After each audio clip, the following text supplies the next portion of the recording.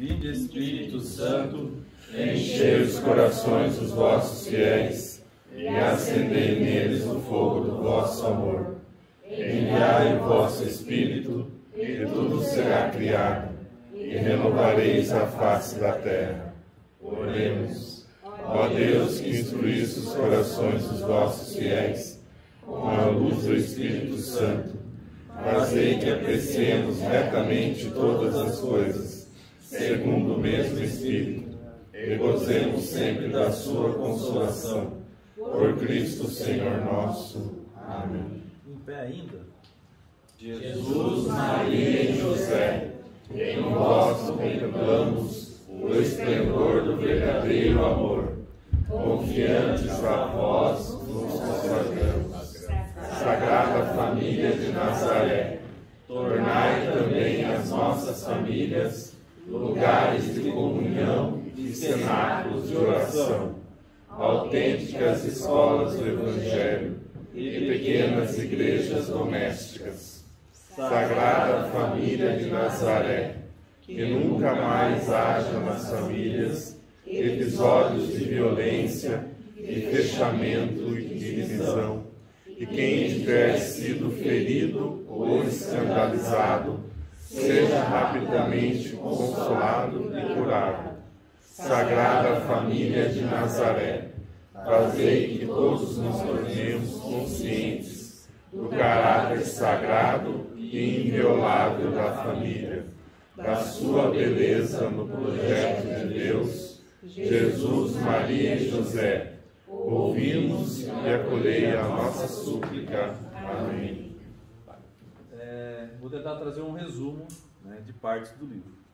Então, o livro chama Amoris Laetitia, né, sobre o amor da família, e que o Papa Francisco escreveu por causa dos sínodos que ocorreram nos anos 2014 e 15, né, e aí são os testemunhos dos papas, né, dos bispos.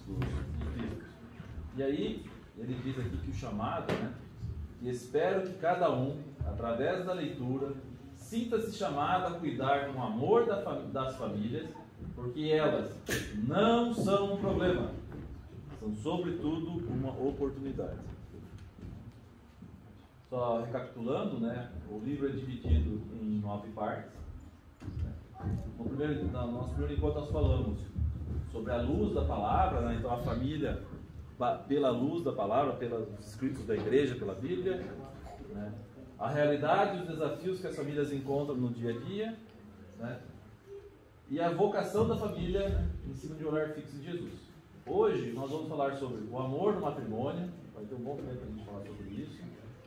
O amor se torna fecundo, né, os filhos, e algumas perspectivas pastorais. Então, no capítulo 4, o amor no matrimônio, o Papa nos fala aqui: não poderemos encorajar um caminho de fidelidade e doação recíproca se não estimularmos o crescimento, a consolidação, o aprofundamento do amor conjugal e familiar. Então o amor, ele não vem apenas do ato, mas vem do nosso aprendizado, do dia a dia, da nossa evolução. Esse capítulo, né, dividiu em o nosso amor cotidiano, crescer na caridade conjugal, o amor apaixonado e a transformação do amor. Dentro do amor cotidiano, o Papa fala de algumas ações, atitudes que nós temos que tomar atenção, cuidado, né? Então, paciência. E ter paciência não é deixar que nos maltratem permanentemente, nem tolerar agressões físicas ou permitir que nos tratem como objetos. O problema surge quando exigimos que as relações sejam perfeitas para nós, ou quando nos colocamos no centro, querendo que seja realizada apenas a nossa vontade. Então, facilitar, ter paciência não é ser humilhado, se aceitar. Também ter paciência não quer dizer que para isso você tem que ser um orgulhoso, né? Venha a mim a vosso reino nada.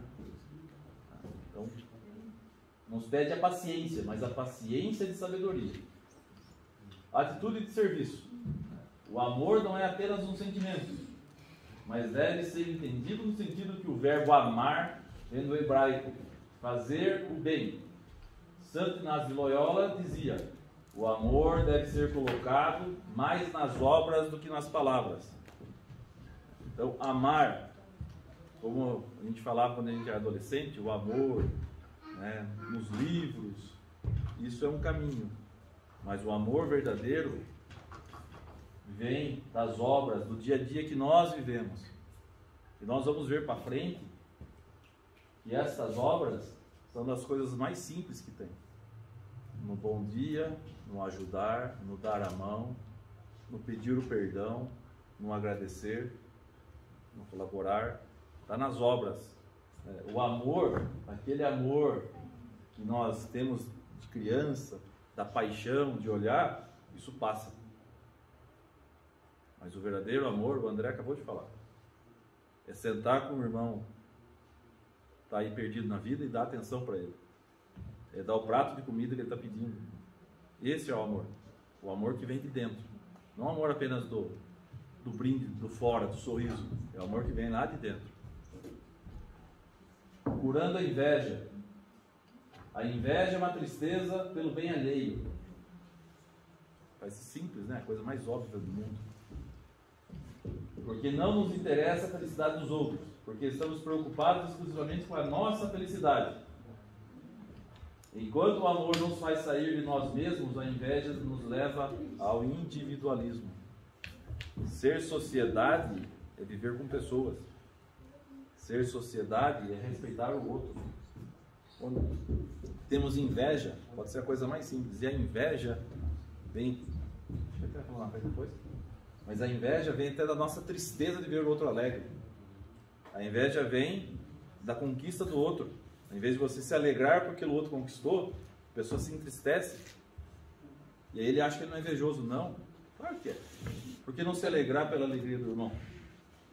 Pela conquista dele. Ninguém sabe a luta de cada um.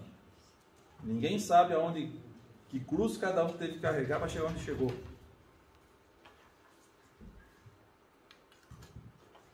Sem ser arrogante. Então, para nós mantermos nosso amor cotidiano, sem ser arrogante nem se orgulhar. A humildade faz parte do amor. Porque para poder compreender, desculpar ou servir os outros de coração, é indispensável curar o orgulho e cultivar a humildade. Inverso da inveja.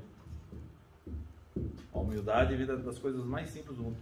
E o mais interessante, que a verdadeira humildade você realiza sem perceber. Você não vê. Quem vê é o outro. A verdadeira humildade você faz sem saber o que você está fazendo. Quem percebe ou é quem está recebendo ou é quem está assistindo. Quando você faz algo e você acha que você está sendo humilde, você não está sendo humilde ainda. Talvez seja uma soberba ou um orgulho. Porque no seu coração talvez você esteja se vangloriando daquilo. Mas quando você faz algo natural e alguém te chega e parabeniza ou te comenta, essa é a verdadeira humildade. Porque você agiu sem o cérebro. Você agiu dentro do coração. Você não sabe o que você fez, mas às vezes você ajudou a outra pessoa. Então a humildade muitas vezes está apenas no bom dia. Está apenas no olhar no vizinho, no agradecer. Essa humildade vem lá de dentro. E isso é um exercício. Quanto mais você pratica, mais natural fica. Amabilidade. Amar é tornar-se amável. Ou seja, eu ajo de uma forma amigável. Eu ajo de uma forma que trago luz para o ambiente ou agradável ao ambiente. Significa que o amor não age rudemente, não atua de forma inconveniente, não se mostra mais duro no trato. Os nossos modos, palavras e gestos devem ser agradáveis. Ser amável não é um estilo que o cristão possa escolher. Faz parte das exigências irrenunciáveis do amor. A pessoa que ama é capaz de dizer palavras de incentivo que reconfortam, fortalecem, consolam e estimulam. Eu hoje aqui acabei de fazer uma coisa contrária disso. A Elaine me enchendo o saco porque vai demorar a aula. Eu fui extremamente rude. Pouco amável. Perdão. Perdoe. Você falar tudo. Perdoe eu. Desprendimento. Uma pessoa que seja incapaz de se amar sente dificuldade em amar os outros. Porém, deve-se evitar dar prioridade no amor a si próprio, como se fosse mais nobre do que o dom de amar aos outros. Tem que deixar de eu ser eu, de largar de ficar comigo mesmo, de ser, de uma certa forma, até egoísta, né? Largar, né, em amar os outros, né? Você se coloca na frente do outro. Não guardar ira, André. O evangelho de hoje nos falou 7 vezes o quanto é difícil. É uma coisa é sentir a força da agressividade e outra é consentir nela. Ter ira é do humano. Ter ira é natural nosso. O problema não é ter a ira. O problema é deixar que ela se torne uma atitude permanente. Em Efésios, poderei irar-vos, contanto que não pequeis. Não se ponha o sol sobre a vossa ira. Por isso, nunca se deve terminar o dia sem fazer as pazes na família. E para isso, basta um pequeno gesto, uma carícia.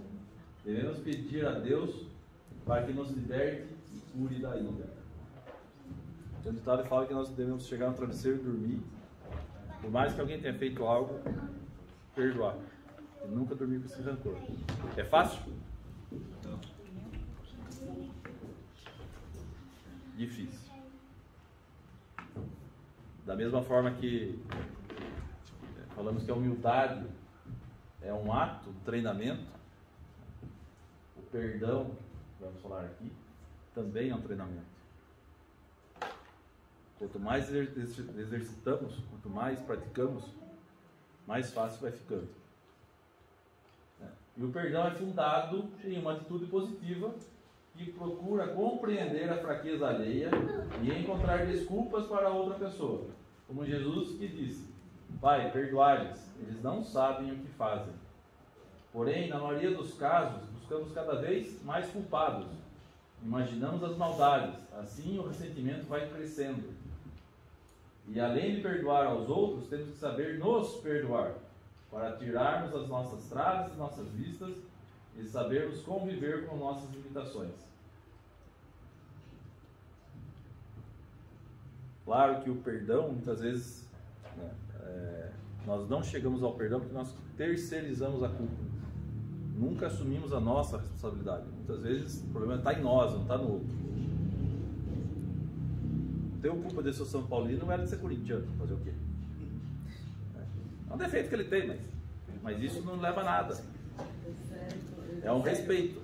Tá sério lá. Oi? Oi?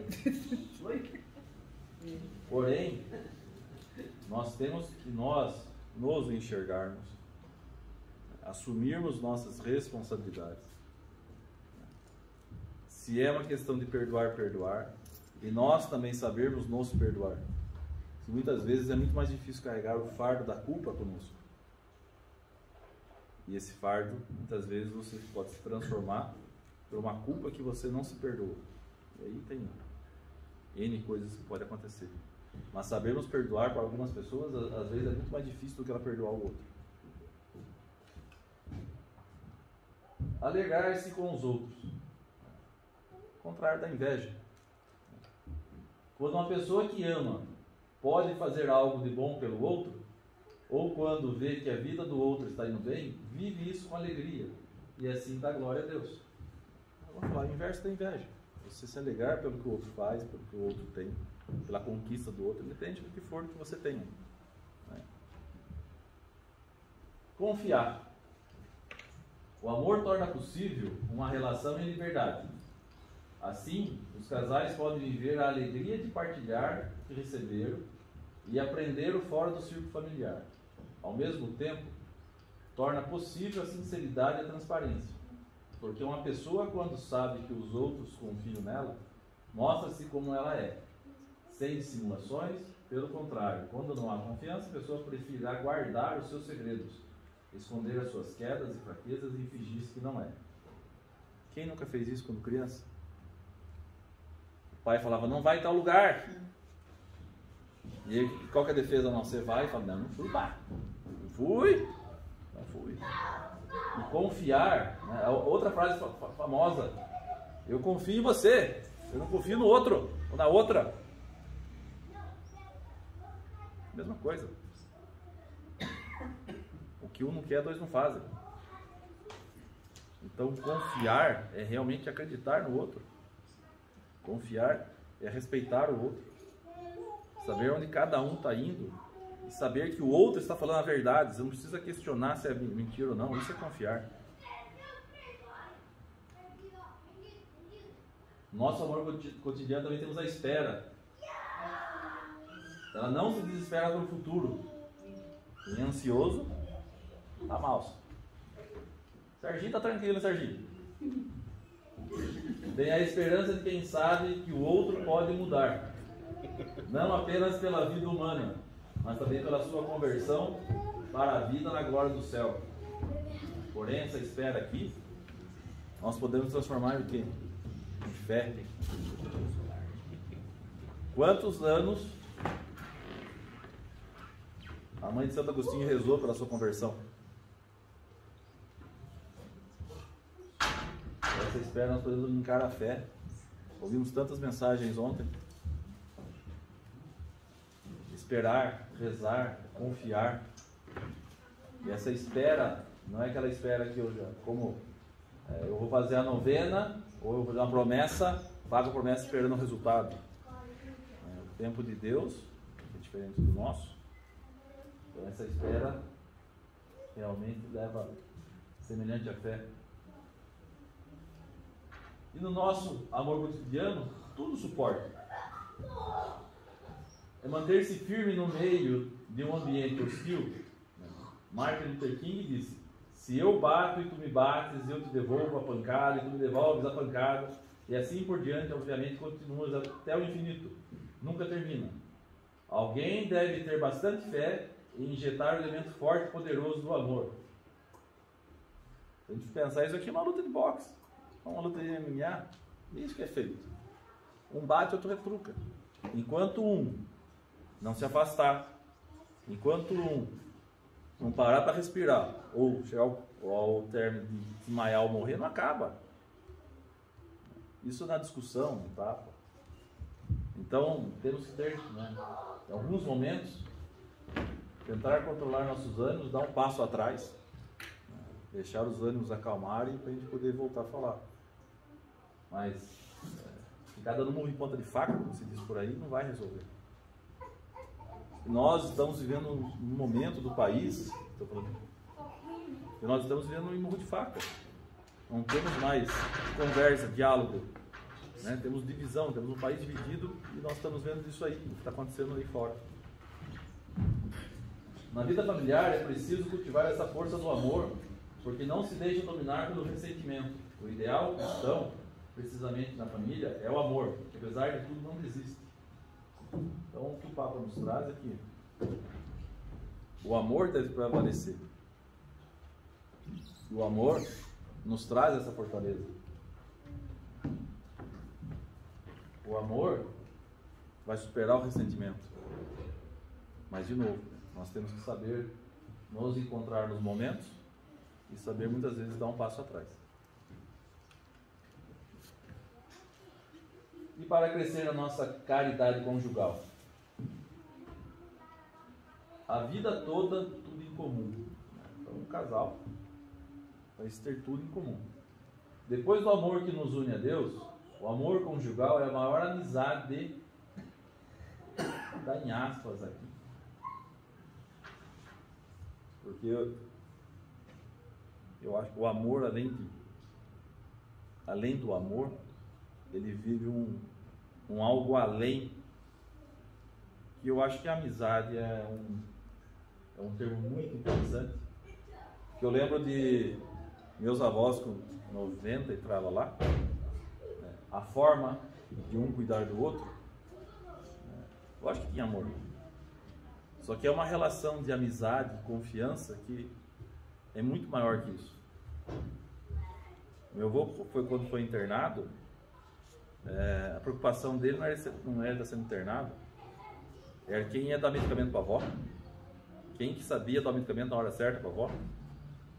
Então, e às vezes a gente leva o termo amizade, muitas vezes, como uma coisa sutil da vida, gente. E a amizade é uma forma de amor.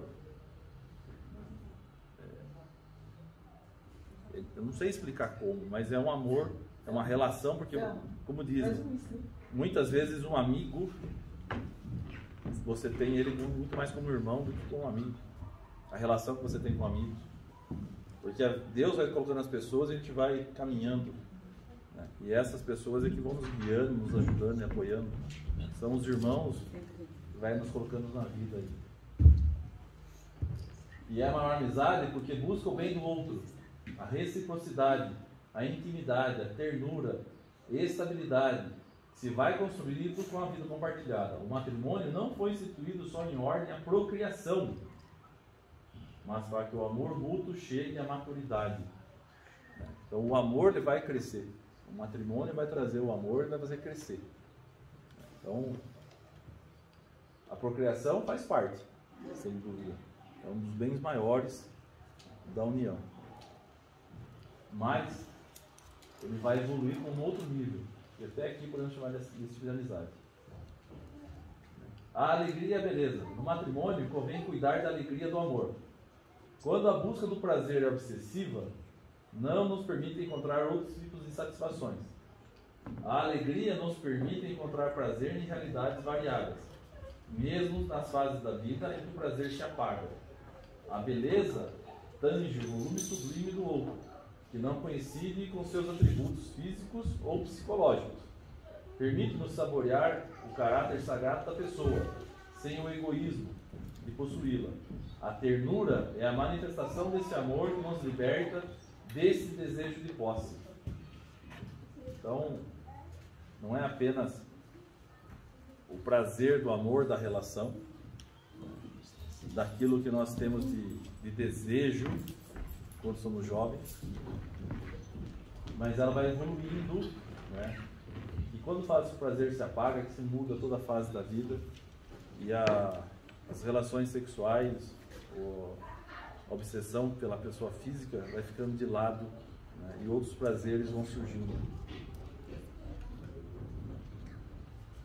Casar-se por amor. Casar é uma maneira de exprimir que realmente se abandonou o ninho materno para tecer outros laços fortes e assumir uma nova responsabilidade perante outra pessoa. O matrimônio mostra a seriedade da identificação com o outro. Indica uma superação do individualismo, de novo falando isso, de adolescente, e expressa a firme opção de pertencer um ao outro. Mais à frente a gente vai voltar a falar de casamento, né? Mas podemos começar a pensar assim, que talvez na nossa igreja, e quando eu falo igreja, não estou falando apenas colocando as paredes, mas estou colocando toda a estrutura, que muitas vezes nós não conseguimos ligar as crianças a um contínuo. Por exemplo, a criança vem e faz a catequese, primeira comunhão. Aí ela fica 2, 3 anos fora, vem e faz a catequese da crisma. Algumas crianças entram em algum grupo de jovens, outras não entram mais. E aí depois vai vir o matrimônio. Então, existe um hiatus na fase da criança. E muitos jovens chegam ao matrimônio sem saber o que é o matrimônio, sem saber o que é o casamento. Só pensa na alegria, naquela coisa do viver, na festa, e não sabe o que é o matrimônio, porque o matrimônio vai se criar ainda. O matrimônio é o dia a dia que vai formar. Nós podemos, cada um de nós aqui, se for falar, tem uma experiência de matrimônio, que não é igual para todo mundo. Nós podemos tentar mostrar o que pode vir, mas muitas coisas vão ter que ser apanhando o que se vai aprender. Por que os primeiros anos de casamento são tão difíceis, né? Você vivia com seus pais, vivia sozinho, a partir do momento que você divide com alguém, muda totalmente sua casa. Então isso não tem como ensinar, tem que viver. Só que nós poderíamos ter, dentro da igreja, caminhos para que auxilie aos jovens a formar olhando o que é o matrimônio. Para que quando eles chegassem ao matrimônio, tivessem na visão de Deus e da igreja como poderia ser esse matrimônio, como poder contornar, aonde pedir ajuda. Mas vai falar um pouco mais na frente. O amor que se manifesta e cresce. O amor da amizade unifica todos os aspectos da vida matrimonial e ajuda os membros da família a crescerem em todas as suas faces. Há 3 palavras que devem ser usadas para que tenhamos o crescimento e amadurecimento constante dos relacionamentos. Qualquer relacionamento. Com licença, obrigado, desculpa. Essas palavras utilizadas no momento adequado protegem e alimentam o amor dia após dia. Qualquer relação. Qualquer relação. Sem essas 3 palavras, fica difícil. No trabalho, na casa, nos amigos. Filhos. O diálogo. O diálogo é uma forma privilegiada e indispensável para viver, exprimir e maturar o amor na vida matrimonial e familiar. Mas requer um longo processo de aprendizado, porque todos temos formas diferentes de nos comunicar. No diálogo é importante reservar tempo de qualidade, escutar com paciência e atenção, nosso silêncio interior, respeitar o momento do outro, ouvir antes de exprimir opiniões e conselhos, falar com amor, um diálogo fraterno, colocar-se no lugar do outro. Não devemos buscar a uniformidade, mas a unidade na diversidade. Grande parte das discussões ocorrem por assuntos banais. O que é? Não é a uniformidade, mas a unidade e diversidade. Nós somos iguais? Não. Cada um faz uma coisa. Eu detesto Giló. Oi? Eu amo Giló. Então, se for para nós conversar, vai dar briga. E na verdade, o que nós vamos buscar na unidade da diversidade? Você gosta de arroz e feijão? Gosto. Eu também gosto de arroz e feijão. Então já temos 2 coisas parecidas. Você gosta de tomate? Gosto. Então dá para a gente fazer arroz, feijão, tomate e jiló. Você come jiló, não vou comer jiló, não vamos brigar. Né? Então a unidade da diversidade é respeitar as diferenças dos outros, mas vivermos na comunidade. Estarmos unidos na diferença. Mas não na diferença de separação, na diferença do respeito, do prazer, do gosto de cada um. Essa unidade. E por que não viver na uniformidade? Se todo mundo pensar igual, onde nós vamos parar? No buraco. Porque ninguém vai evoluir. Porque é na sua diversidade que eu vou aprender. E é na minha diversidade que você vai aprender.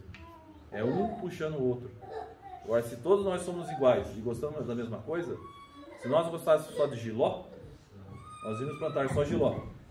Uma hora ia dar uma praga e ia acabar com tudo. E nós íamos morrer de fome porque não ia ter jiló para ninguém comer. Mas se você gosta de feijão, tomate, jiló e outra coisa, vamos plantar um pouquinho de cada coisa. Mas esse diálogo, né? Qualquer coisa que a gente for falar, para quem já empresa, dia a dia, né? Aqui nós temos 7 itens que, se nós usarmos em qualquer ambiente, né, nós realmente vamos ter um diálogo. Isso aqui é um monólogo, né? Só o gordo que está falando. E o diálogo é onde nós todos conseguimos conversar, respeitando as opiniões, as diferenças, mas nós vamos conseguir conversar. Ninguém vai pegar arma, ninguém vai pegar faca, nada. E o amor apaixonado? O Concílio Vaticano II ensinou que esse amor conjugal compreende o bem de toda a pessoa e, por consequência, pode conferir especial dignidade às manifestações do corpo e do espírito.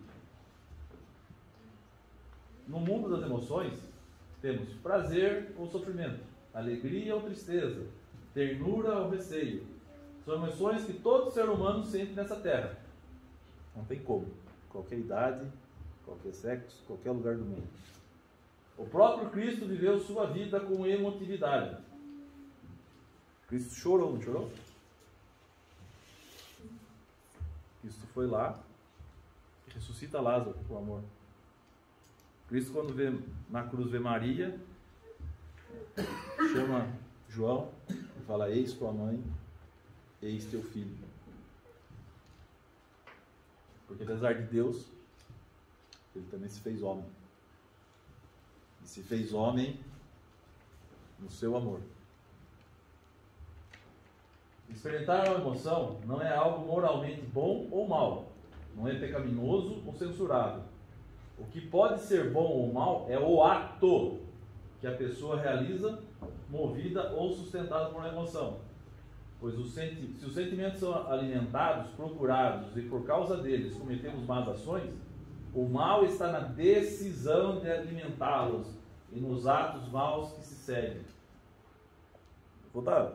Se eu não sei me controlar beber, por que eu vou com um amigo ou alguém que me convidou para o bar?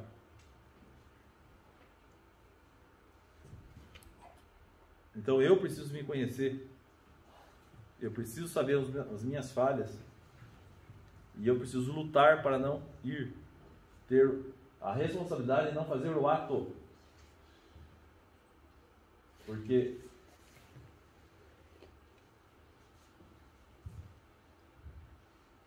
a emoção está no dia a dia, a emoção está no que vivemos e sentimos. Mas é o ato que faz. Então você tem que se controlar. Deus ama a alegria dos seus filhos. Nós acreditamos que Deus ama a alegria do ser humano, pois Ele criou tudo para nosso bom uso. Em Timóteo 6,17. Também um casal de esposos corresponde à vontade de Deus. Quando segue esse convite bíblico, num dia feliz, desfruta dos bens. A questão é ter a liberdade para aceitar que o prazer encontre outras formas de expressão nos sucessivos momentos da vida, de acordo com as necessidades do amor mútuo. Então Deus quer nossa alegria. Só que nós também temos que buscar que tenhamos um amor mútuo, né? Seja no casal, na família, na sociedade que vivemos, nos amigos. Senão vira egoísmo de novo. A dimensão erótica do amor. Agora vamos começar a falar de prazer. Até agora só casamento, não. Vamos começar a falar de prazer. O próprio Deus criou a sexualidade, que é um presente maravilhoso para suas criaturas. São João Paulo II rejeitou a ideia de que a doutrina da Igreja leve a uma negação do valor do sexo humano, ou que tolere simplesmente pela necessidade da procriação. A sexualidade não é um recurso para compensar ou entreter, mas trata-se de uma linguagem interpessoal onde o outro é levado a sério, com seu valor sagrado e inviolável. O erotismo aparece como uma manifestação especificamente humana da sexualidade. O erotismo mais saudável, embora esteja ligado a uma busca de prazer, supõe a admiração e por isso pode humanizar os impulsos. Assim, não podemos entender que a dimensão erótica do amor como um mal permitido ou como um peso tolerável para o bem da família, mas como dom de Deus que embeleza o encontro dos esposos. Talvez para a gente comparar isso, eu acho que o único outro animal na Terra que faz sexo por prazer é o golfinho. Todos os outros seres da Terra só tem um ato sexual para procriar. Então, quando se respeita o sexo, a sexualidade, o erotismo com o seu cônjuge, de uma forma que é respeitoso, uma forma de você transmitir amor, receber amor, né, de carícia. Lógico que isso aqui, a sexualidade, ela está muito ligada à forma da sexualidade e à idade, claro. Um jovem, 40, 50, 60, E muitas vezes a gente vai pegar casais de 80, 90 anos e vão ter uma sexualidade totalmente diferente do que nós imaginamos. Porque não é apenas uma questão de penetração, é apenas o ato, é o carinho, a carícia. Como isso pode acontecer? A sexualidade muda conforme nós estamos vivendo. E muitas vezes, voltando à questão dos jovens, né, nesses momentos que às vezes falta formação para os jovens, é esse questão de sexualidade que os jovens se perdem no início. Que muitas vezes falta, né, o nosso acompanhamento, a nossa orientação. Violência e manipulação. Não podemos ignorar que muitas vezes a sexualidade se despersonaliza de modo que se torna cada vez mais ocasião e instrumento de afirmação do próprio eu e de satisfação egoísta dos próprios desejos e instintos. Por isso, mesmo no matrimônio, a sexualidade pode tornar-se fonte de sofrimento e manipulação. O ideal do matrimônio não pode configurar-se apenas como uma doação generosa e sacrificada, onde cada um renuncia a qualquer necessidade pessoal e se preocupa apenas por fazer o bem ao outro sem satisfação alguma. Infelizmente, há famílias que o marido não respeita a mulher, onde é uma relação de sexo e não de sexualidade, onde existe uma agressão física, porque muitas vezes a parceira não quer realizar e ela, para manter o casamento, faz, mas não tem o amor. Então é muito diferente da sexualidade, né? E muitas vezes, para se manter o casamento, as pessoas se vivem, mas infelizmente é algo que existiu, existe e infelizmente existirá. Mas nós vamos falar mais na frente também da questão da onde nós poderíamos utilizar, mas acolher essas pessoas que sofrem, né? Porque muitas vezes o parceiro tem outros problemas, tendo droga e outros vícios que podem estar interferindo. Matrimônio e virgindade. A virgindade tem o valor simbólico do amor e não necessita possuir o outro, refletindo assim a liberdade do reino dos céus. É um convite para os esposos viverem o seu amor conjugal na perspectiva do amor definitivo a Cristo, como um caminho comum rumo à plenitude do reino. É um assunto extremamente delicado nos mundos atuais, né? A virgindade para o matrimônio. Existem casais que o pessoal chama de namoro santo, que se respeita, mas de novo, muitas vezes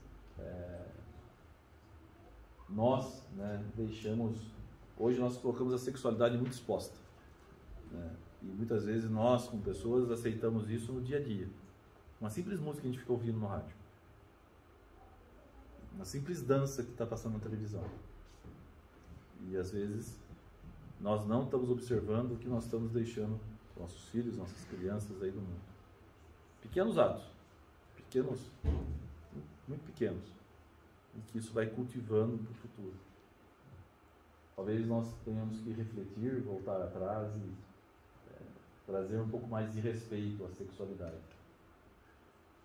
A transformação do amor.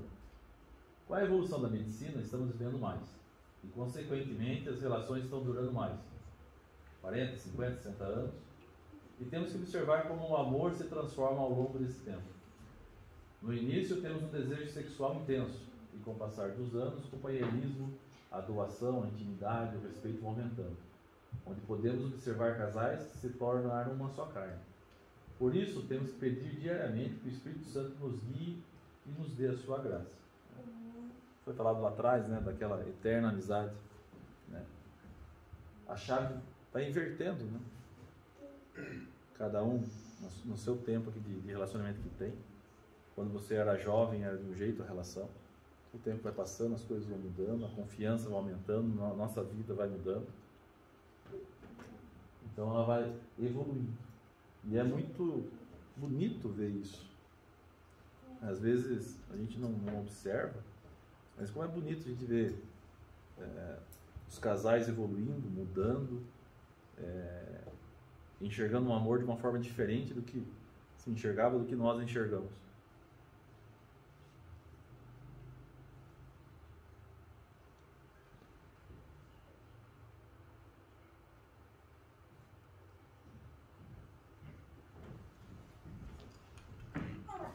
Bom, enfim, acabou o capítulo 4. Essa é a pior, mais longa. O amor que se torna fecundo. O amor sempre dá vida, sendo os filhos reflexo vivo do seu amor, sinal permanente da unidade conjugal e síntese viva e indissociável de ser pai e mãe. E para isso, o Papa nos fala em três temas: acolher uma nova vida, a fecundidade alargada, a vida na família e sentido amplo.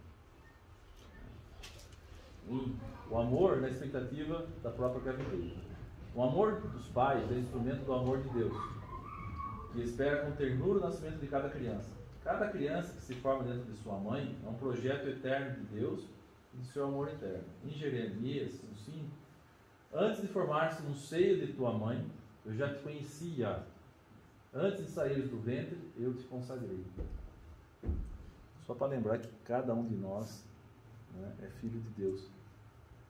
Cada um de nós não fomos criados porque os pais quiseram. Cada um de nós foi criado porque Deus quis que nós fôssemos criados. E Ele tem um plano para cada um de nós. Nesse ponto, nos assemelhamos a Deus, pois a partir do momento da concepção já amamos os filhos, mesmo sem saber como são ou mesmo tê-los carregados no braço. Eu digo por mim que quando soube do Raul, né, e eu acho que já falei isso, mas vou brincar de novo, soube do Raul, na outra semana a gente estava em Botucatu, a Elaine falou: nossa, eu nunca vi que na Rua Manta tinha tanta loja de criança. Né? Mudou. É uma chave que vem que não sabe de onde vem e como muda, né? Como muda a nossa vida. O amor de pai e mãe. Toda criança tem direito a receber o amor de um pai e de uma mãe, ambos necessários para seu amadurecimento íntegro e harmonioso. Nos tempos atuais, temos que estar atentos às realidades da mãe e do pai, onde cada vez mais estão ausentes nas famílias devido às ambições pessoais, financeiras, sociais, políticas. Acho que na outra live nós comentamos. Hoje o mundo é diferente. Eu ainda fui criado num tempo que minha mãe estava em casa, né? Quando eu trabalhava, eu tinha 8 anos. Mas hoje é difícil, quase impossível, pegar uma família que não tem um pai e uma mãe trabalhando. Então isso mudou totalmente a sociedade. Então, hoje os filhos ou estão com um cuidador, ou estão mais na escola. Os pais trabalhando, ambos estão mais cansados. Mas nada substitui a atenção de um pai e da mãe, o amor do pai e da mãe. Como o amor de uma mãe, por mais que a mãe faça o que for, não substitui o amor do pai. E o amor do pai, por maior que seja, não substitui o amor de uma mãe. A cooperação do casal na educação dos filhos é essencial. Nada supera o amor maternal nem paternal. Jamais um pai conseguiu transmitir o amor do pai, nada já fez pode. Isso corrige mais paternalmente. A fecundidade alargada. Aos que não podem ter filhos, lembramos que o matrimônio não foi constituído só em ordem de procriação. E por isso, mesmo que faltem os filhos, tantas vezes ardentemente desejados, o matrimônio conserva seu valor indissolúvel, como comunidade e comunhão de toda a vida. Além disso, a maternidade não é uma realidade exclusivamente biológica, mas expressa-se de diversas maneiras. A família não deve imaginar-se como um recinto fechado, procurando proteger-se da sociedade. Ao contrário, deve sair à procura da solidariedade. O casal deve adquirir consciência clara e convicta dos seus deveres sociais. Deus confiou à família o projeto de tornar doméstico o mundo, de modo que todos cheguem a sentir cada ser humano como um irmão. A celebração eucarística é um apelo constante a cada um para que examine cada um a si mesmo, a fim de abrir as portas da própria família a uma maior comunhão com os discriminados da sociedade, lembrando que o amor eucarístico nos faz um só corpo. Por mais que, infelizmente, casais que não possam ter filhos, né, a gente existe adoção, mas mesmo famílias que não querem adoção, o que o Papa nos passa é que o casal é uma família. E nessa família, ele pode acolher, ajudar e colaborar com qualquer forma da sociedade. Então a família não fica-se apenas afechada ao casal, como nós que temos filhos, a nossa família não fica só fechada a nós e filhos, né? Mas abrir as nossas portas para acolher, colaborar e ajudar a um irmão, uma família, seja o que for, também faz parte da família. Ela não é exclusivamente fechada, ela está aberta, como a igreja está aberta a receber todos os irmãos em comunhão. A vida na família em sentido amplo. Às vezes, o individualismo desses tempos leva a fechar-nos na segurança de um pequeno ninho e a sentir os outros como incômodo. Maria aqui cresceu em Bofete, na época que nós jogávamos bola descalço, correndo até as 9 da noite, andando de bicicleta em qualquer lugar que fosse. E hoje, né, a gente já tem muito mais cuidado, né? A gente já não deixa as crianças na rua. Então o mundo vem mudando, né? Isso do lado de segurança. E também tem as questões tecnológicas. As crianças cada vez mais ficam em casa, celular, Facebook, seja o que for. Então, isso está fazendo a nossa ninho, vamos dizer assim, cada vez mais fechado. A nossa família cada vez mais fechada. Um menor contato com as pessoas, né? Um menor contato com os outros, cada vez mais individualista.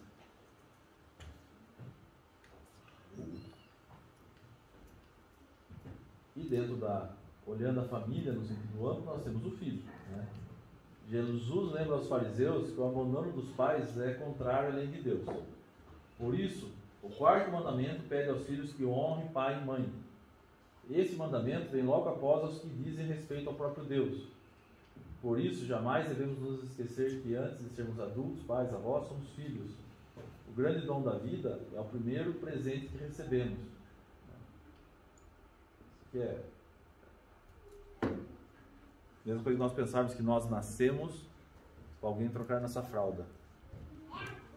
Nós crescemos, provavelmente iremos cuidar da fralda de alguém, mas vamos envelhecer e possivelmente vamos nos trocar a fralda de novo.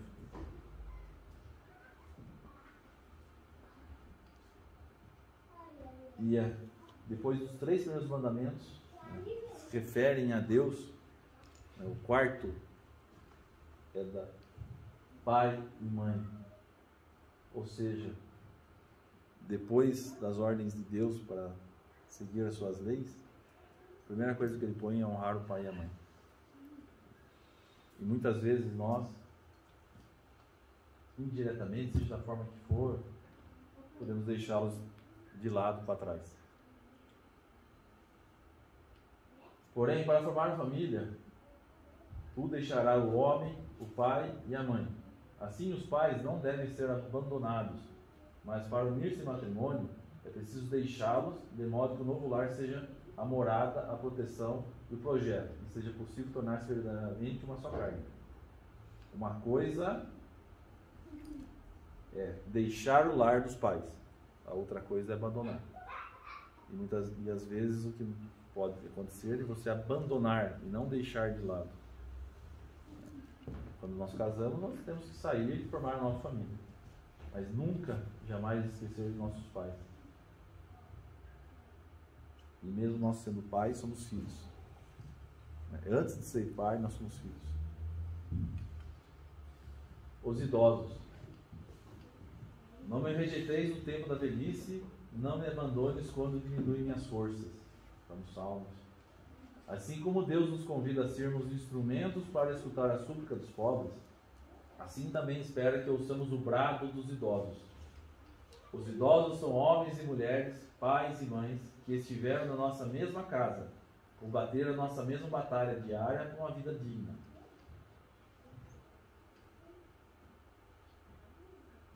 Os idosos de hoje são os jovens do passado e os idosos futuros somos nós. Lembrar que a vida é um circo. Muitas vezes nós, na nossa arrogância, deixamos de olhar para as pessoas que têm mais experiência e ouvi-los. Eu lembro que meu avô sempre falava, agora não vou lembrar a regra direitinho. Madeira se corta no mês que não tem R. Na lua tal se planta produto debaixo da terra. Na lua tal se planta algo em cima da terra. Isso é adivinhação? Não. Isso foi aprendizado que veio do avô, do bisavô, do tataravô. Cabelo também, né? das Nós coisas. falando é uma época. Principalmente os mais velhos, as veradas que vão lá. Essa era da lua crescente, 3 dias depois da lua crescente, depois das 2 horas da tarde, pra ser mais exato. Olha, dá umas 5, 6 veradas lá. Tem lua nascente? Se é lua nascente, vou cortar o cabelo, se nasce um pouco.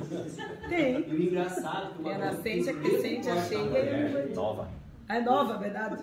Eu fiz o mesmo corte na mulher, mesmo que eu sempre faço. Mesma coisa. Deu uns 2 dias ela voltou, ai moço, não gostei do seu corte. Olha, gente, ficou, mas eu corto sempre esse corte. Ela pegou e foi embora. No mesmo dia ela voltou. Ai moço, desculpe, então eu vi aqui, ó, não era crescente, era nova. Por isso que deu errado. E aí, eu vou estudar, né? Vou embora estudar, e aí vou aprender sobre biologia, inseto, não sei o quê. E quais são os meses? Eu vou para um exemplo que eu... Quais são os meses que não tem R? Maio, junho. Nossa, Qual é o período do ano? Meio do ano. Inverno.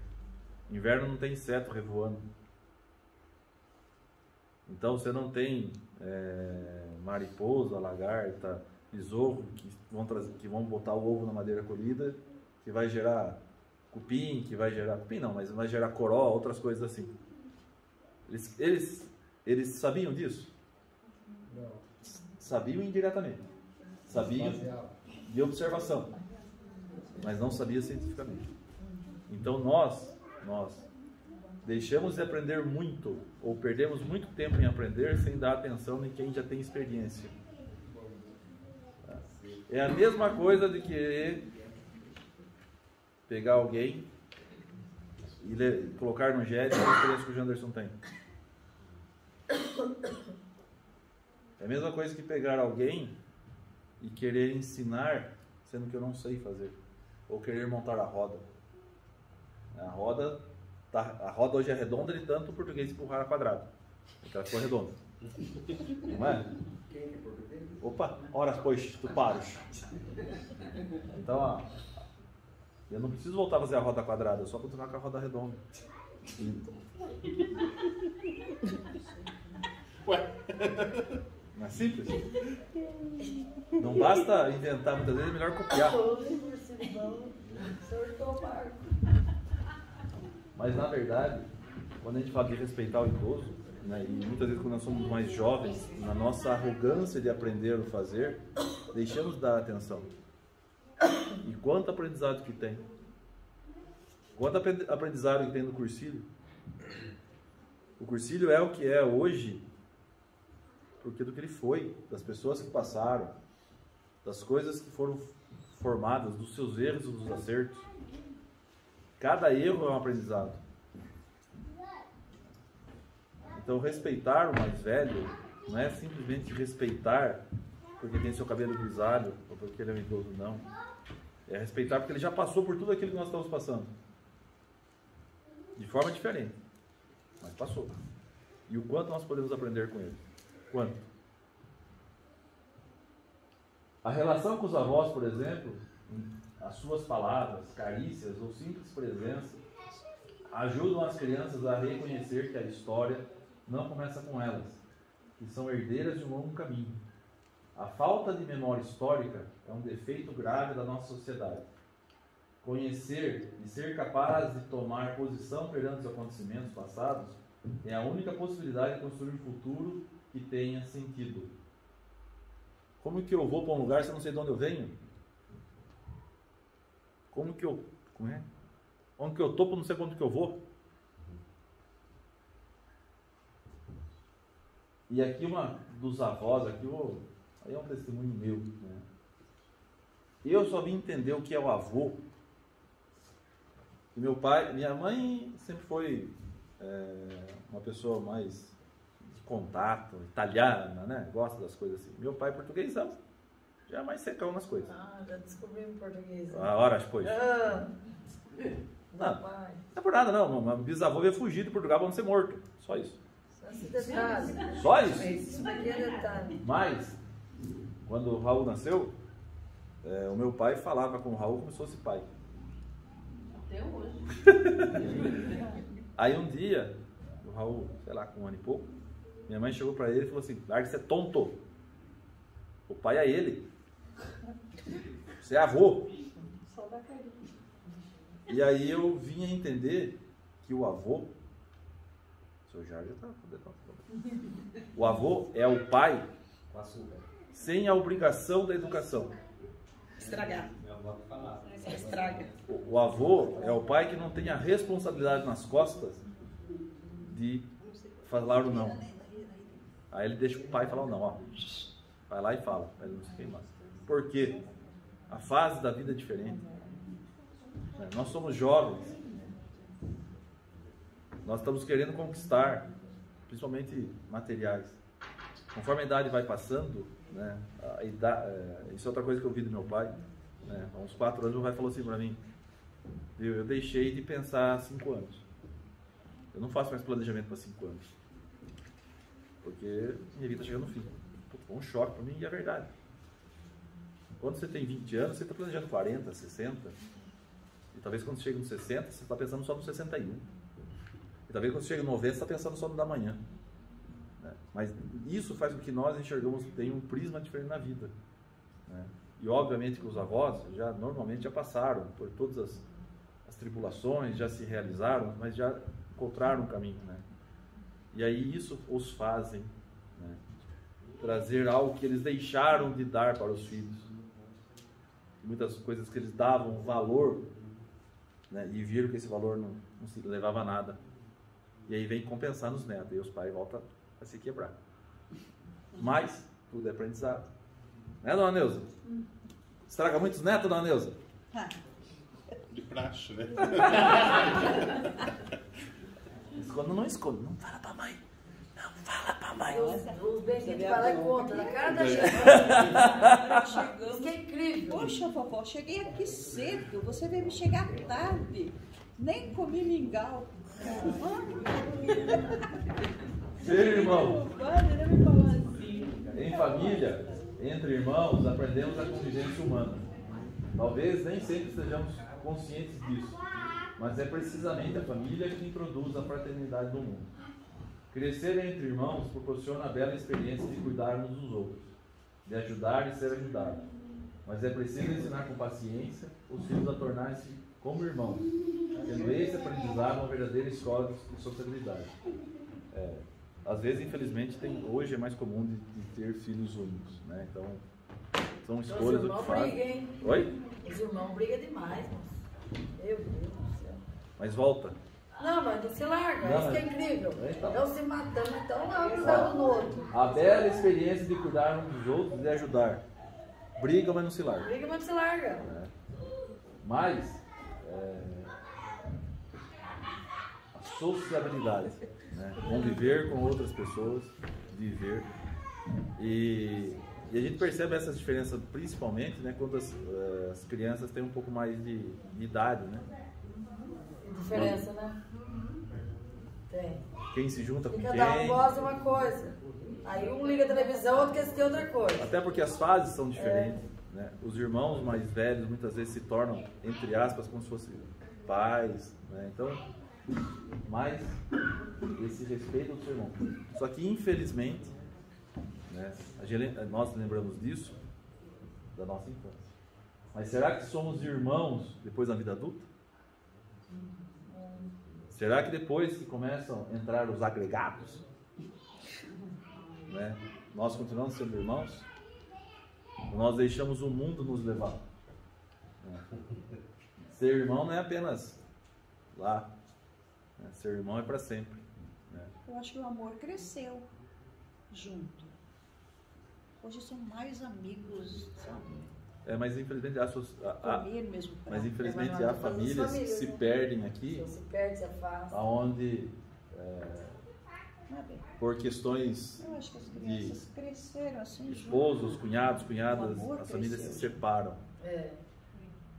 Muitas vezes o mundo, a gente se deixa levar o mundo. Né? Fala, A fala. minha sogra falava que depois depois você vai ver, depois que seu pai e sua mãe morrer, vai afastar todos os irmãos, vão se afastar. Na minha casa não foi assim, gente, graças a Deus. Nossa, inveja. Graças a Deus. A gente se reúne até A hoje. gente não teve problema deles brigarem. Já na minha Eu família, vi quando um minha dia avó só e que meu foi avô era repreendido, vivo, você reunia sim. toda a família, agora se afastaram tudo. Mas Agora cada aqui família aqui é que entra a questão dos pais, né? Olha lá. Mas é Unia preciso mais, ensinar com paciência os filhos a tornar-se como irmãos. Né? E nós, como os pais, temos que tomar esse cuidado. Tentar orientá-los e ajudá-los. Também temos que ter um coração grande. Temos que estar com o coração aberto, além do nosso círculo familiar, observando todos ao nosso redor, acolhendo, ouvindo, ajudando, dando força, rezando, ou seja, olhando para a nossa sociedade como se fosse nossa família alargada. Ou seja, nós temos a nossa família de sangue, entre aspas.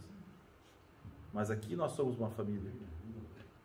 Nós não falamos que nós somos a família da Cursília, nós somos a família da Igreja Católica, mas também somos a família da vizinhança, nós somos a família do Cinema, do Trevo, do Saracaí, nós somos a família do Buffet. Oi? A família Ocatex, Dalva! Então, não podemos esquecer que a sociedade, né, podemos trazê-la como família. E talvez, se em vez de sociedade chamássemos de família, talvez tivéssemos mais respeito, só pela mudança de nome. Vamos lá, último capítulo de hoje. Vamos lá, gente, vamos aguentar, então tá fácil. Amém? Amém? Algumas perspectivas pastorais. Né? Então, agora começamos a falar um pouco da igreja. Os debates do caminho sinodal mostraram a necessidade de desenvolver novos caminhos pastorais. Anunciar o evangelho na família, guiar os noivos no caminho de preparação para o matrimônio, acompanhamento dos primeiros anos de vida matrimonial, iluminar crises, angústias e dificuldades, e quando a morte também afeta. Anunciar o evangelho na família. Os padres sinodais insistiram no fato de que as famílias cristãs são, pela graça do sacramento nupcial, os sujeitos principais da pastoral familiar, a nossa igreja doméstica. Não basta inserir uma genérica preocupação pela família nos grandes projetos pastorais. Requer-se um esforço evangelizador orientando para o núcleo da família, para que as famílias sejam mais atuantes na pastoral familiar. A pastoral familiar deve fazer experimentar que o evangelho da família é a resposta às expectativas mais profundas da pessoa humana. Por isso, a necessidade de uma evangelização que denuncie os abusos sociais, políticos, econômicos e culturais que impedem uma vida familiar autêntica, que podem gerar discriminação, pobreza, exclusão e violência. Por isso, há necessidade de uma formação mais adequada dos presbíteros, dos diáconos, dos religiosos e das religiosas, das catequistas e dos demais agentes de campo pastoral. Nós temos uma pastoral familiar aqui na nossa cidade? Hã? Não. Hã? Não. Como chama esse movimento? O que esse cursilho faz? O que é uma catequese? O que teve esses dias atrás? O encontro do quê?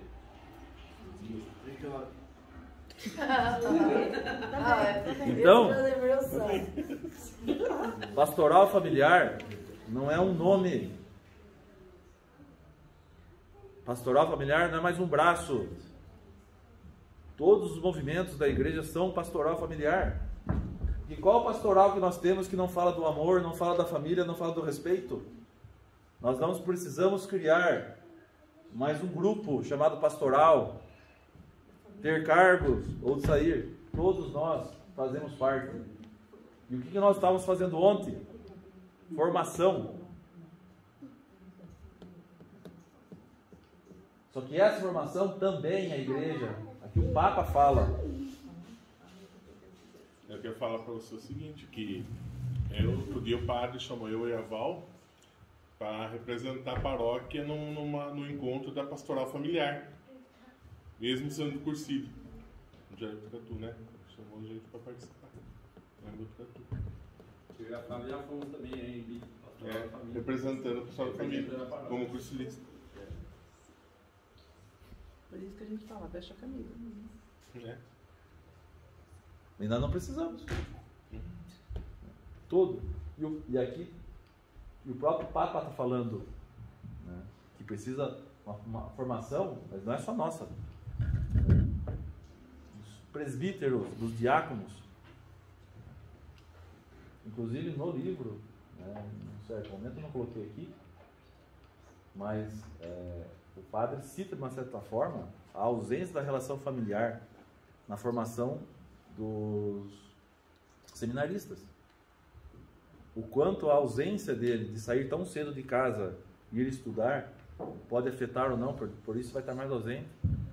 Talvez, da mesma forma que as outras formações, as outras profissões, existem os estágios, vamos falar assim, que mesmo assim no Brasil é falho, mas talvez os seminaristas necessitassem de uma real vivência mais próxima.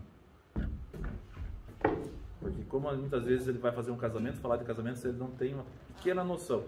E muitas vezes, infelizmente, pior ainda, que às vezes esses seminaristas não têm na casa mesmo uma família bem formada. E aí, se ele não tem uma família bem formada na casa, como que ele vai levar isso adiante? Pode estar falando isso. Estava conversando ontem com o João, que é o seminarista que acompanhou o Padre Marco ontem lá na Casa Santo Inácio. Ele é de Arandu, né? E que ele acabou de completar 17 anos, né? Já está mais de um ano ali meio que saindo de casa, né? Longe dos pais, assim. Uma das coisas que ele mais sente falta é a presença da família, porque está muito tempo longe. Está passando aqui esse ano agora em Botucatu, e a partir do ano que vem vai mais longe, ele vai para Marília. Vai ficar acho que 2 ou 3 anos lá em Marília para fazer a filosofia dentro do seminário. Então esse afastamento da família, assim, também machuca eles, né?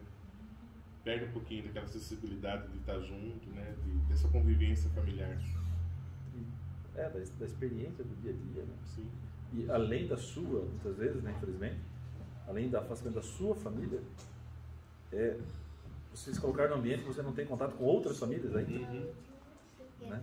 E você não viver as experiências do dia a dia do casal, da vida da sociedade em si, né? Isso é um Papa é bem crítico nessa parte do livro, né? Porque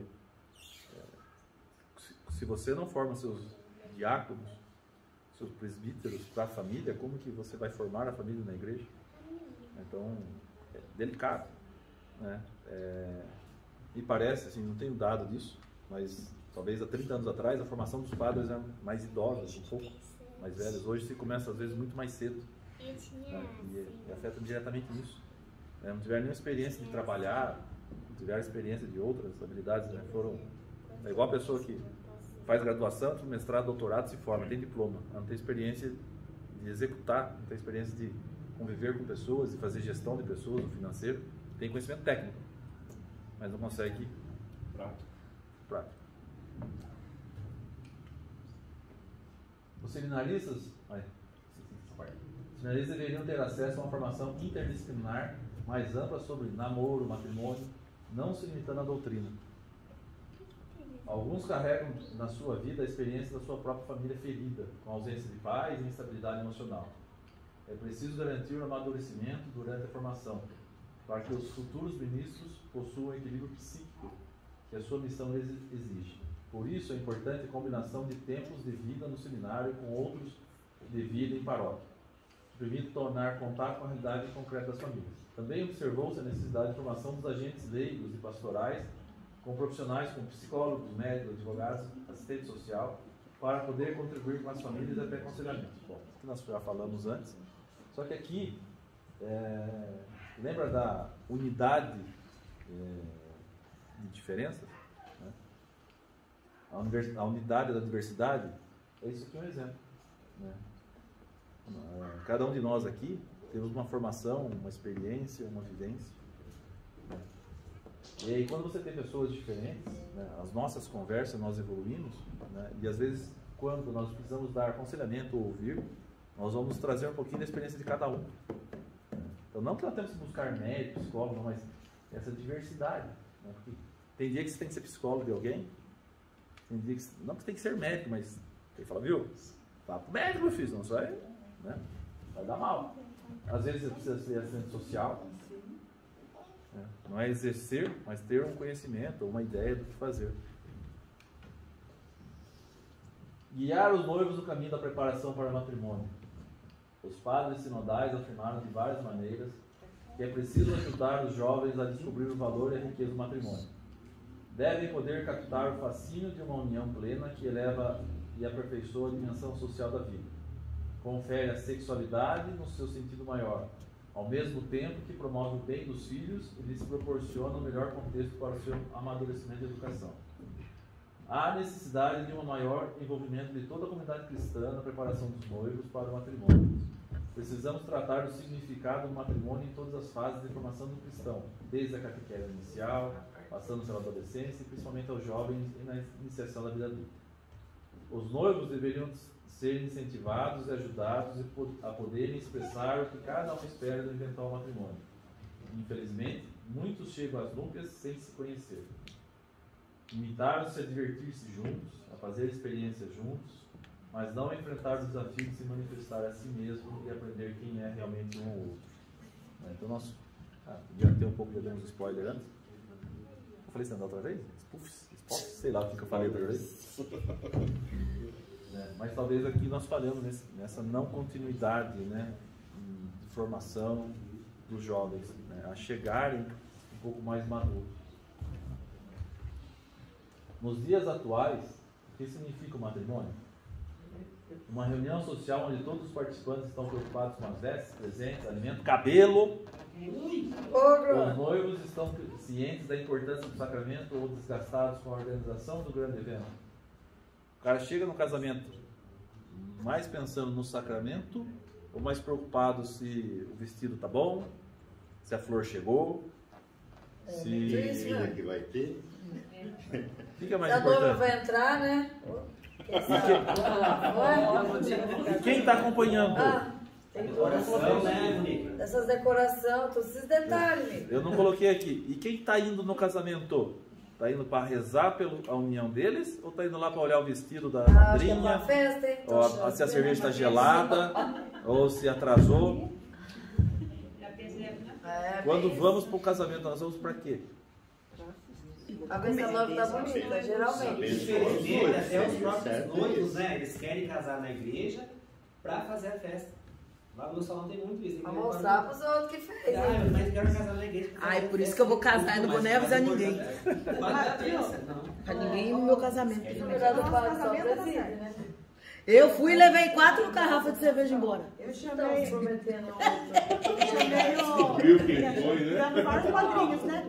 E uma chamei, um casal, porque eu gostava muito e queria que eles fossem meus padrinhos da igreja. Daí eles aceitaram.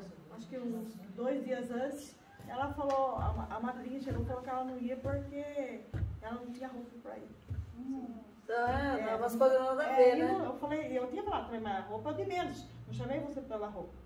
E daí, tá bom, mas mesmo assim, troquei. Daí conversei com uma que era do civil, ela aceitou de boa. Aí o sermão do padre foi sobre isso na série. Sem ele saber, que eu não falei nada. Que foi o Francisquinho que fez meu casamento. Ele falou um monte a respeito disso. Ele falou que quando a gente convida para o casamento, os padrinhos, os mesmos convidados, são pessoas que a gente gosta e que tá lá porque a gente espera que eles ajudem na bênção do casamento, né? E não por conta de roupa. Muita gente fala, acho que eu vou casar na igreja para os padrinhos me ajudar. Muitos pensam isso, gente. Vamos viver a realidade. Não é? Já escolhe o padrinho mais rico para poder arrecadar mais. Infelizmente é a realidade, é verdade. Então fica aquela competição, né? Só eu o casamento mais falado, mas né? Da família, né? Casamento do ano. Pois já Então eu tô lascada, porque não casei até hoje. E olha só o que o Papa fala. Queridos noivos, tenham a coragem de ser diferentes. Não vos deixarem devorar pela sociedade do consumo e da aparência. O que importa é o amor que vos une, fortalecido e santificado pela graça. E até que a morte os separe. Amém. O acompanhamento dos primeiros anos da vida matrimonial. O matrimônio é uma questão de amor. Só se podem casar aqueles que se escolhem livremente e se amam. Porém, amar não é só atração física ou mera afetividade, pois esses sentimentos podem diminuir com o tempo. Por isso, se faz necessário a pastoral familiar, a fim de acolher, acompanhar, orientar e fortalecer a vida desse novo casal, que são e sempre serão duas pessoas diferentes, com anseios próprios, mas que terão de aprender um com o outro, a crescerem juntos, a se doarem ao longo de toda a vida do casal, para a perpetuação do sacramento. Da mesma forma que cada homem e cada mulher é único, cada casal também é único e esta individualidade deve ser respeitada. Porém, cabe à comunidade auxiliar e orientar os casais em formação ou aqueles que passaram por algum momento de abalo, a refletir que cada um dos cônjuges é um instrumento de Deus para fazer o outro crescer. Então, quantas e quantas pessoas que veem um casal em momentos de dificuldade e ao invés de ajudar, joga mais gasolina no fogo. Bem isso. Tem muito mais As gostoso. amigas que iam roubar os maridos, né? Daí já pega e já aconselha largar logo, né? Depois até logo. Isso que eu achei incrível. E a outra coisa, Não, na verdade, parece repetitivo, mas vejam assim como desde o começo o Papa foi colocando as coisas no livro e ele vai se interligando, parece que ele está voltando lá atrás, você vai e volta, os assuntos, ele vai trazendo, mas ele interligou tudo o livro, a gente vai chegando no amor, vai e volta, mas os assuntos estão todos relacionados, ele só vai trazendo formas diferentes de ver e interligando esses assuntos. E quando ele fala aqui de novo, só se podem casar aqueles que escolhem livremente a se amar. Porém, amar não é só atração física, ou mera afetividade. Quantas e quantas vezes já foi falado e voltado. Então, parece repetitivo, e talvez seja a intenção do Papa ser repetitivo, né, para as pessoas se conscientizarem ainda mais, não apenas uma vez jogado e falado. O ritmo da vida atual é um desafio na formação e manutenção dos casais. A vida acelerada, rotinas diferentes do trabalho, distanciamento devido a viagens, o mundo digital afetam diretamente a vida do casal. Não tem como comparar a vida do casal de hoje, 30 anos atrás. É totalmente diferente. É uma outra realidade, é uma outra vivência. São outras oportunidades, outras ofertas que o mundo traz. Da mesma forma que o pai e a mãe devem dar atenção aos filhos, o casal também deve dar atenção um ao outro e encontrar momentos de solidão dupla, de carinho, mas principalmente a manutenção do diálogo, do planejamento em conjunto, das decisões partilhadas, ou seja, jamais esquecer que cada um é ser humano, com necessidades e anseios próprios, mas que também se doa para que o outro também se realize. Quantos e quantos casais que às vezes a relação começa a estremecer com a vinda dos filhos? Porque daí cuida só dos filhos e larga o marido. Não, às vezes não é nem cuidado. O marido não é o do homem da mulher do homem, mas quantos e quantos casais que às vezes o foco fica no filho e deixa de esquecer do esposo ou da esposa? É só um exemplo que às vezes vai nos tirando. Vamos continuar aqui. Não quero divórcio hoje aqui não. Mas o casal jamais deve esquecer de rezar em família. Família que reza unida. A oração deve ser o verdadeiro alicerce da família. Por isso, todas as pastorais devem ser fundamentalmente missionárias em saída, por aproximação, em vez de se reduzir a ser uma fábrica de cursos que possuem poucos assistem. Parece normal isso?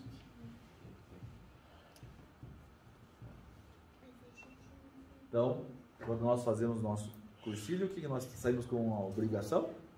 Do nosso quarto dia. E o quarto dia nada mais é que isso. Não fica apenas lá.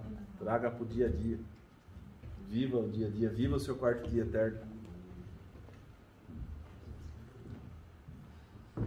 Iluminar crises, angústias e dificuldades. Né? O desafio das crises. A história de uma família está marcada por crises de todo gênero. Podemos citar alguns exemplos mais comuns. A crise do início do matrimônio, chegada do filho, de educar o filho, da adolescência do filho,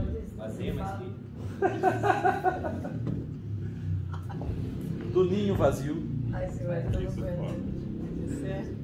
O que é ninho? Ninho vazio é quando os filhos vão embora. Aí você faz mais filho, filho. Ai, Deus me livre. Deixa que vá. É igual a Flávia, né? A mais velha foi embora, ela fez mais um para ficar. Gente, é isso. Fazer o quê? Faz parte, né? Tô quase morrendo de chorar, mas tudo bem. Ela fez mais um para garantir. Só que a gente sempre esquece que o filho não é nosso, né? É. Deus nos deu de presente. Ele sabe, mas. Ah, não é duro. Quando meu filho casou, eu chorei o dia inteiro. Como? Queria não. Da mesma Falei, forma, não casa, guardada. casamento difícil, botei todos os empecilhos. Da mesma forma, guardar as mesmas proporções, que a gente sabe que Verdade, a morte não é o eu fim, queria esse caso. né? Mas ela vai graças a Deus, chegar. casou, tá E bem. quando a morte chega, nós não nos aguentamos, né? Então, mas é um ninho vazio. A crise causada pela velhice dos pais de um dos cônjuges. Né? Infelizmente, às vezes casais se perdem aqui. Porque tem que cuidar, né? Temos que cuidar dos nossos pais. Nós falamos lá atrás disso. É verdade. E às vezes o outro não Minha mãe respeita. mesmo saiu da casa ou a dela e pessoa foi se morar com a minha perde. avó uma época. Largou nós, porque minha avó tinha dificuldade da respiração. Ela deixou a nossa casa para morar com ela. Também Meu pai podemos ficou citar louco. crises pessoais relacionadas com dificuldades financeiras, laborais, afetivas, né, sociais, espirituais. Toda crise gera situações que irão provocar temores, sentimentos de culpa, depressões ou cansaços que podem ficar gravemente aumentados. Porém, toda crise é um aprendizado que permite ao casal crescer e encontrar um novo sentido para a vida em comum. Então, às vezes, né, nos é colocado uma parede no nosso caminho para nós aprendermos a superá-la. As pastorais, os casais mais experientes podem auxiliar no acompanhamento dos casais em crise, a fim de aceitar os desafios e superá-los para não tomar decisões precipitadas. Ao casal, recomenda-se que não negue a existência da crise. Por isso, só se adie a solução, ou pior, vai deteriorando a relação aos poucos, onde a comunicação entre o casal passa a não mais existir. Assim, pouco a pouco, aquela que era a pessoa que amo passa a ser a quem me acompanha sempre na vida, ou ser apenas o pai ou a mãe dos meus filhos, e por fim um estranho. Saber perdoar e sentir-se perdoado é uma experiência fundamental na vida familiar. No fundo, podemos reconhecer que cada crise é um novo sim, que torna possível o amor renascer, reforçado, transfigurado, amadurecido e iluminado. Talvez isso aqui, né, seja mais um ponto difícil, como um dependente, como de reconhecer. De reconhecer a crise. Não como aquela história do sapo, né? Se você pega o sapo e põe na água quente, ele pula. Se você pôr o sapo na água e pôr essa panela no fogo, a água vai esquentar e o sapo vai morrer cozido. O corpo dele vai se adaptando à temperatura e ele não percebe que a água está esquentando e ele vai morrer de tanto esquentar. Então muitas vezes nós somos esses sapos. Seja na família, ou seja em outras relações, e nós não enxergamos sem saber dar o passo fora. A Val ama sapo. Marcos, uma perguntinha. O casamento tá bem, amigo, tá tudo certo. Não foi direto pra ele não, né? Tá tudo ok? Tudo em paz. Mas da mesma forma que muitas vezes nas famílias álcool, a droga, né? A pessoa não enxerga. E não adianta você fazer para com ele se ela não enxerga. Por mais que alguém de fora, enxerga o Marcos, pelo amor por alguém de de fora Deus. enxerga o problema, né, se o casal ou a pessoa que está com o problema não enxergar, nunca vai dar o passo a mais. Velhas feridas. Quando um dos cônjuges não amadureceu a sua maneira de relacionar-se, porque não curou feridas de alguma etapa da sua vida, seja na infância ou na adolescência, podemos ter como consequência um terreno fértil para crises pessoais que acabam por afetar o matrimônio. Pode acontecer da pessoa terminar sua infância sem nunca ter sido amado, e isso pode comprometer a sua capacidade de confiar e entregar-se. Assim, cada um deve ser sincero consigo mesmo, para conhecer que seu modo de viver o amor tem imaturidade, questionamento a si mesmo sobre as coisas que poderia pessoalmente amadurecer ou curar para favorecer a superação do conflito. Né? E também, de novo aqui, né? Ligado, na minha opinião, à questão da formação, que muitas vezes nós não fazemos na igreja. Muitas vezes ela não amadurece porque não tem conhecimento e faltou formação. Acompanhar depois das rupturas e dos divórcios. Infelizmente, em alguns casos, a consideração da própria dignidade e do bem dos filhos leva à separação do casal, mas deve ser considerado um remédio extremo, depois que se tenham demonstrado vã todas as tentativas razoáveis. É indispensável o acompanhamento pastoral dos casais separados, principalmente quando há filhos, pois existem ex-esposos, mas não existe ex-pai ou ex-mãe. E os filhos jamais podem ser moedas de troca ou motivos de chantagem. Tem-se de incentivar as pessoas divorciadas que não voltaram a ter união conjugal a encontrar na Eucaristia o alimento que a sustente no seu estado. E quanto às pessoas divorciadas que vivem uma nova união, é importante fazer-lhes sentir que fazem parte da igreja, que não são excomungados. O divórcio é um mal e é preocupante seu aumento. Por isso, importante a formação dos jovens para compreender o valor do matrimônio. Então, o Papa quer abraçar todos, né? Ele quer abraçar a separação, divorciado. Todos somos seres vivos, somos humanos, somos filhos de Deus. Né? E aqui, quando ele coloca assim, ó, não estão excomungados. Às vezes, nós podemos julgar casais que têm segunda união e julgar como excomungado. O que é um excomungado? Né? Não digno daquilo. Mas pode estar lá e fazendo sua comunhão pastoral, sua comunhão espiritual. E nós temos um exemplo na cidade de um casal que depois de 30 e poucos anos de segunda união, por outros motivos, que pôde se casar. Eles tiveram a graça de fazer isso. Calma aí. Não sem querer.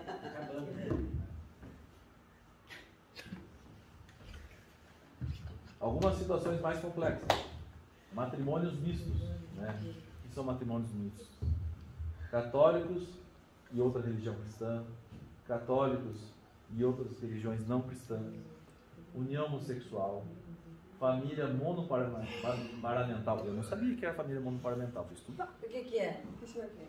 Conta pra nós. É família de uma só pessoa, onde só tem ou a mãe ou o pai.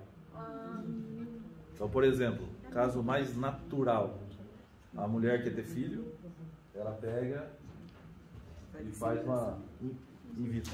Ah, tá. E aí, não sabem que é o pai. Né? Então... Não, o nome da cientificamente é legal, pelos não, olhos de Deus, o nome da família, né? Eu não sabia que era esse nome. O nome, né? É. Você quebrou minhas pernas agora aqui. Então, deve-se sempre solicitar orientação ao sacerdote sempre que houver situações complexas, a fim de que, à luz da igreja, possamos ser orientados e conduzidos. Mas jamais podemos esquecer o mandamento maior que Jesus nos deixou: amar a Deus sobre todas as coisas e ao próximo como a Deus. Então, são assuntos tão delicados, que o próprio Papa sugere situações assim sejam conversadas diretamente com os sacerdotes e eles tragam a formação para essas pessoas e que nós também, de uma certa forma, não nos discriminamos. Hoje, o que é muito mais comum, né? Os matrimônios mistos. Né? E não tem jeito. Né? Cada vez mais a sociedade está aumentando. Cada vez mais, pela própria falhas nossas, aí os evangélicos, os outros religiões estão crescendo. Então. E quando a morte crava o seu angulhão? Às vezes, a vida familiar vê-se desafiada pela morte do ente querido. Não podemos deixar de oferecer a luz da fé para acompanhar as famílias que sofrem em tais momentos. O próprio Jesus se comoveu e chorou no velório de um amigo. No luto, há momentos em que é preciso ajudar a descobrir que, embora tenhamos perdido um ente querido, existe ainda uma missão a cumprir e não nos faz bem querer prolongar a tristeza, como se fosse isso uma homenagem. A pessoa amada não precisa da nossa tristeza, nem deseja que arruinemos a nossa vida. A sua presença física já não é mais possível. A verdade é que a morte é algo poderoso, mas o amor é forte como a morte. A fé nos assegura que o ressuscitado nunca nos abandonará. Para que os que creem em vós, Senhor, a vida não acaba, apenas se transforma. Assim, a esperança nos assegura que nossos entes queridos estão nas mãos bondosas e vigorosas de Deus. Uma maneira de comunicarmos com nossos amados que morreram é rezar por eles, Diz a Bíblia que orar pelos mortos é santo e piedoso. Se aceitarmos a morte, podemos preparar-nos para ela. O caminho é crescer no amor para com aqueles que caminham conosco, até o dia em que a morte não existirá mais, não haverá mais luto, nem grito, nem dor. Eu tenho uma prima em Botucatu, que é a mãe dela, acho que ela é madrinha da minha mãe. Ela tinha... o nome da doença. O corpo dela foi atrofiando. E ela é uma mulher... Oi? Tia Lourdes. Ela não lembro se é esclerose. Quando ela morreu, ela ficou desse tamanho assim. O joelho dela encostou aqui no ombro. E ela teve uma vida difícil. O marido dela morreu. Acho que o filho mais velho dela, mais novo, tinha 2 anos. E o marido morreu tirando leite da vaca mais mansa que tinha no sítio. Ele estava sentado tirando leite da vaca. E o bezerro veio, bateu nele. E ele se desequilibrou e caiu. E a vaca se assustou. Estava apeada, com a peia amarrada os pés. E ela pulou. No que ela soltou o pé, deu no peito dele. Matou. E daí ela criou os filhos, nunca mais se casou. Aí teve irmão sem vergonha que também meteu a mão nela, roubou dívida. Aí os irmãos que não são irmãos. Então ela sofreu. Os filhos formaram, criaram. E infelizmente ela veio ter essa doença. Não lembro se é ela. E foi atrofiando. E a tia Lourdes ficou pelo menos uns 6 anos de cama. E o corpo foi atrofiando. Né, então virou escara pro corpo. Né, então a Tereza e a Rita, né, a comadre da minha mãe, cuidando dela. E ficaram esses anos. E aí quando a tia faleceu, minha mãe encontrou com a Rita, né? E a Rita chorando, né? E a mãe foi consolar ela. E a Rita falou para a Rita. Volta aí. Eu não tô... Você veja só como eu sou. Faz 1 ano e meio que eu não vou na igreja. E eu não me conformava de ver minha mãe daquele jeito. E eu não entendia porque Cristo estava fazendo aquilo com a minha mãe. Porque ela sofreu tanto na vida para ficar desse jeito na cama. Ela não merecia isso. E hoje eu estou aqui e eu pedi para que Deus levasse ela. 1 ano e meio antes. E ela deixou de ir na igreja e tal. E hoje eu estou aqui, chorando porque ela está indo embora. Que ignorante que eu fui. Que falta de fé que eu tive. Então, a morte, né, por mais que nós somos humanos. E eu, Marcos, eu vejo a morte em 3 momentos. A notícia, o corpo chegar e o sepultamento. E eu acho que nós somos tão materialistas, que você recebe a notícia, morreu, que é um choque, uma tristeza. Aí chega o caixão, aí você olha pro caixão, daí você fala assim, morreu mesmo. Tristeza, o mundo acabou. Só que a gente é tão materialista, a gente se acostuma com aquele corpo no caixão. Se aquele caixão pudesse ir para sua casa, você ficaria, sei lá, quanto tempo ali com aquele corpo. E aí quando sai e vai ter o caixão vai fechar, daí parece que a ficha cai e fala assim, nunca mais vou ver.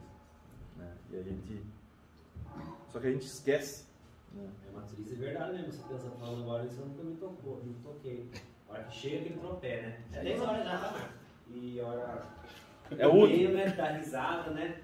Conversa, fala... Mas daí E a gente é tão materialista, né, que a gente esquece, né, realmente que a morte é uma passagem. Né? Inclusive tem um show do Frei Gilson, né, que ele fala da morte e ele fala, imagine a alegria do céu. Imagine eu entrando no céu, encontrando com o Frei Pio, encontrando com todos os meus amigos, minha família, né? E talvez nós nas nossas formações também, né, apesar da nossa vida humana, de viver humanamente, né, muitas vezes acho que a gente traz a morte como de uma forma muito pessimista, talvez, e falta na formação, na educação dos nossos filhos, de mostrar a morte como um outro prisma, né? Que realmente é a passagem para a vida com Deus. Mas, momentos difíceis. Infelizmente, e só quem passa sabe a dor, e cada dor é uma dor. Bom, por hoje é só. Obrigado, Nossa, é verdade. Rapaz, mesmo. Criança, tudo dormindo, tudo cansado do cursinho. Meu quarto dia Vem hoje. e vem uma bordoada dessa, né? Nem sarei de ontem. Nossa, nem descansaram, né, cursinho? E aí, para terminar o livro, né, no próximo encontro, vamos falar sobre reforçar a educação dos filhos, acompanhar, discernir e integrar. Lembra alguma coisa? E a espiritualidade conjugal e familiar.